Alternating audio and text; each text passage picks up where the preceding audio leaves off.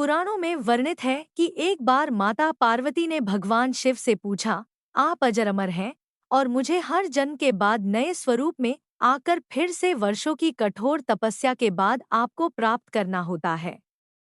मेरी इतनी कठोर परीक्षा क्यों?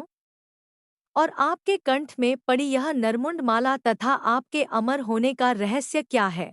भगवान शिव ने माता पार्वती से एकांत और गुप्त स्थान पर अमर कथा सुनने को कहा, जिससे कि अमर कथा कोई अन्य जीव ना सुन पाए, क्योंकि जो कोई भी इस अमर कथा को सुन लेता वह अमर हो जाता। इसके बाद माँ पार्वती साथ उन्होंने गुप्त गुफा में प्रवेश कर किया और अमर कथा माँ पार्वती को सुनाना शुरू किया। कथा सुनते सुनते देवी पार्वती को नींद आ गई और वह सो गईं, जिसका शिवजी को पता नहीं चला।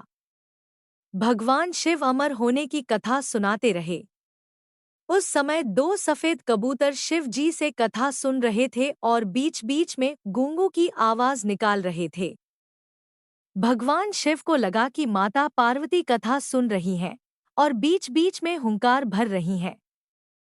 इस तरह दोनों कबूतरों ने अमर होने की पूरी कथा सुन ली। कथा समाप्त होने पर भगवान शिव का ध्यान पार्वती की ओर गया, जो सो रही थी। जब महादेव की दृष्टि कबूतरों पर पड़ी तो वे क्रोधित हो गए और उन्हें मारने के लिए आगे बढ़े।